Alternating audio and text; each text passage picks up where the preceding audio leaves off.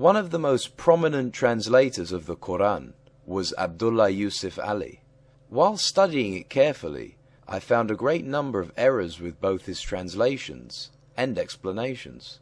Are these simple or deliberate errors? It is always important to point out to our listeners facts that may escape their attention. Based upon my 23 years of research, every single translation of the Quran carried by a follower of Muhammad is deliberately falsified so that the violent words and sentences are watered down to sound more reasonable and less aggressive. This is a concerted Islamic policy all over the world that continues even today in all languages to which the Quran has been translated. Abdullah Yusuf Ali is one of their worst offenders. I use the adjective worst because he was an extremely well-read and educated man who had also studied both the Hebrew Bible and the New Testament and was well versed in both of them. Nonetheless, he deliberately and repeatedly misused his knowledge to pervert both the meaning of words and the explanations of the verses from the Bible and the New Testament, as I shall show. I would like first to enumerate the following facts that are never addressed by Mohammedan scholars for obvious reasons. With their very simple and primitive religion, the pagan Arabs, including Muhammad, before he married Khadija, knew absolutely nothing about the Bible or its stories. They knew nothing about Abraham, Ishmael, Moses, Garden of Eden, the creation story, Adam and Eve, Satan or Gabriel. Without the Bible to enlighten people, the Quran cannot make sense since there are no explanations or details concerning the characters, when and where they existed and how they evolved historically. There is absolutely nothing of value in Muhammad's Quran, of concepts, precepts, thoughts or ideas that had not been plagiarized, plundered, pirated and or perverted from the traditions, fetishes and scriptures of the Jews, Christians, Zoroastrians and pagan Arabs. When the Quran was finally collected into a written book, it had no vowels and hence words could be interpreted into several different meanings, causing a lot of confusion. Because of the several different meanings that added to the diversity of different versions of the readings of the Quran, it was canonized by Uthman into his version and then had 6 others that were compiled by several of the best of Muhammad's companions destroyed. So much for Allah's eternal words. The early manuscripts of the Quran did not have diacritics, vowels, thus compromising the meaning of the words.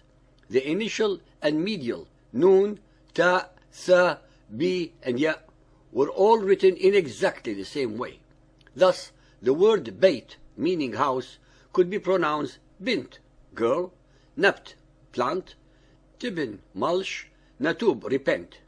The vowels, diacriticals, necessary for the correct vocalization of the Quran were inserted by Al-Hajjaj bin Yusuf al-Thaqafi, who also added letters to the Quranic verses, thus actually altering the text as well as the meaning of the original words. Almost the entirety of the names of the biblical characters in the Quran, as well as the theological precepts and concepts, are based upon the Syro-Aramaic and Hebrew languages and are not of Arabic origin, thus are incorrectly understood and translated in the Arabic of the Quran. Words and terms are invariably created and invented by humans only if and when there is a necessity to describe an item, an object, an action, or to express a thought or a concept. The pagan Arabs, with their very simple religion, did not need or have the technical words or terms that are necessary for a much more evolved belief system as was necessitated by the Quran. Moreover, it is invariably the dominant and more civilized power that loans technical words to a lesser one, such as that of the Arabs of the Hijaz in Muhammad's days, to describe complex precepts, concepts, and traditions. There are at least 118 of the most important religious and technical words and terms in the Quran that the Muhammadan exegetes such as Suyuti, Itqan, Al-Tabari's Tafsir al-Quran, Al-Jawaliqi's Mu'arrab, Al-Tha'labi's Kitab al-Jawahir, and others fully recognized and frankly admitted that they are not Arabic in origin, but loan words from Syriac Aramaic, Hebrew, Ethiopic, Persian, as well as Greek. Most of the loan words in the Quran are from the Syriac Aramaic of the Christian Arabs and the Hebrew of the Judaized Arabs, especially since Muhammad was acquainted with both of them through his commercial travels to Syria and his contacts with the Judaized Arabs of Medina. Example of loan words that are found in the Quran, for which the Muhammadan philologists could not find an Arabic root, are Kalala, Ra'ina, Sijin, Tasnim, Iblis, Al-Samiri, Zanzabil, Salsabil, Ahbar, Asbat, to name just a few, which are actually Aramaic in origin, and one should not find their actual meaning in Arabic dictionaries, but in Aramaic sources. The following demonstrations represent the committed agenda by Muhammadan scholars to deliberately water down, moderate, falsify, modify, and alter the meaning of Quranic words, their grammar, or their interpretation, so as to deceive the unwary and generally ignorant readers of the Quran's Arabic language regarding the actual and true meaning of these words. Al-Baqarah 2.162. Those who reject faith and die rejecting, on them is Allah's curse and the curse of angels and of all of mankind. In Quranic Arabic, إِنَّ الَّذِينَ كَفَرُوا وَمَاتُوا وَهُمْ كُفَّارُ are verbs in the past tense and not in the present or the future. But Abdullah Yusuf Ali deliberately changed them to the present and the future tenses, thus altering their meaning. On numerous occasions, the readers of Ali's Quran will discern his frustration at his inability to give the correct interpretation of a word or a verse by adding if, I think, perhaps, may mean. Taha 20.15. Verily the hour is coming, my design is to keep it hidden. Ukhfiha. In his commentary 2546, Ali tells us that ukhfi may mean either to keep hidden or make it manifest. How is this logically possible to have two interpretations having opposite meanings to the same Quranic word? Al-Baqarah 2.72. Remember, you slew a man and fell into a dispute among yourselves. Both the translation and interpretation of this verse are wrong. Firstly, the word remember is not in the Arabic verse of the Quran. Secondly, in Quranic Arabic, وَإِذَا قَتَلْتُمْ نَفْسًا فَأَدْرَعْتُمْ فِيهَا. The word أَدْرَعْتُمْ is Aramaic and means abhorrence, detestation, from the root dra', and does not mean dispute among yourselves. The verse should be translated to, if you murder a person and you become abhorred by that.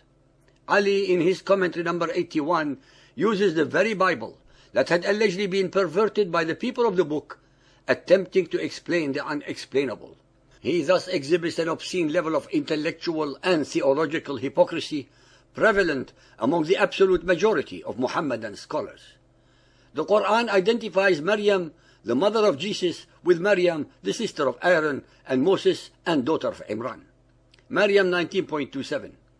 At length she brought the babe to her people carrying him. They said, O Mary, truly an amazing thing hast thou brought. O sister of Aaron, thy father was not a man of evil, nor thy mother a woman unchaste. Al-Tahrim 66.12. And Mary, the daughter of Imran, who guarded her chastity. Ali's commentary is as follows in number 2481. Aaron, the brother of Moses, was the first in the line of Israelite priesthood. Mary and her cousin Elizabeth, the mother of Yahya John the Baptist, came of a priestly family and were therefore sisters of Aaron, or daughters of Imran, who was Aaron's father. Nowhere in the New Testament is there any indication that either Mary or her cousin are descended from any priestly family, especially since her lineage, according to the fathers of the church, allegedly goes to King David. Moreover, the New Testament tells us that Elizabeth was only a kinswoman of Mary's without identifying any blood relationship. Al-Baqarah 2.104. O ye of faith, say not to the apostle words of ambiguous import, but words of respect. In Quranic Arabic, يا أيها الذين آمنوا لا تقولوا رأينا وقولوا انظرنا واسمعوا وللكافرين عذاب أليم. Ali offers the following commentary number 106. The word disapproved is ra'ina, which as used by the Muslims means, please look at us, attend to us. But it was ridiculed by enemies by a little twist to suggest some insulting meaning. So an ambiguous word, unzurna, with the same meaning is suggested. Abdullah Yusuf Ali is grasping on straws to explain words that are Aramaic in origin and do not mean what the Muhammadan exegetes gave to them. Ra'ina means desire, attend to, watch, thought in Aramaic. The Aramaic unzurna actually means protect us. The translation of the verse should read, do not just say, keep thinking of us, but also protect us. Ladies and gentlemen, there are hundreds upon hundreds more of such grammatical and linguistic errors that fill the Quran and the ignorance of its translators and commentators. Nothing in Muhammad's Quran is divine. Absolutely nothing.